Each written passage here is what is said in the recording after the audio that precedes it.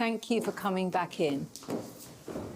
Let me just explain that, you know, these first therapy sessions, it's a lot to take in. There's a lot of emotion involved. Please don't feel that that was an unusual scenario. This kind of thing happens all the time.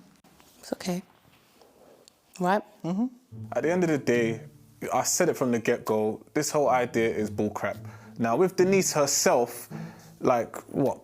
If we kind of check the credentials, which I'm sure when Trauma was booking the session, she didn't do, like, how do we even know she is the right person for the therapy anyway? This is not going to work. This is actually making the situation worse. Like, it's a hot mess. Going back to a little bit earlier, the social platform that you're on, you know, do you trust her when she's out, I think is probably the best way to ask the question. Of course. Right. So if you both trust each other, there shouldn't really be an issue with what's going on outside. Ideally, there shouldn't be. Is there anything that's making you feel uncomfortable? No. Okay. Is there anything you'd like to talk? No.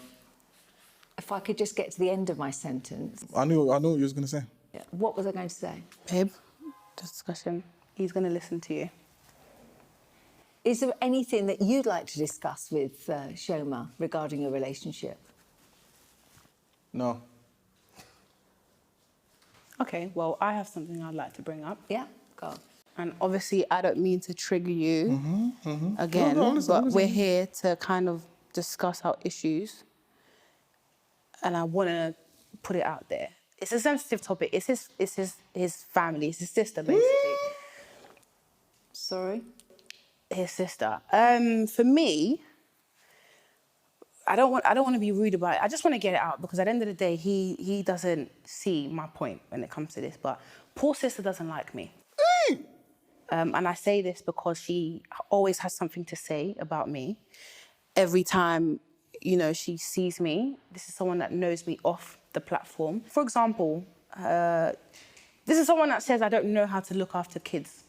But every given opportunity, she dumps her kids on me. And I'm not using the word dump loosely. She literally just gives me her kids anytime she wants to go out.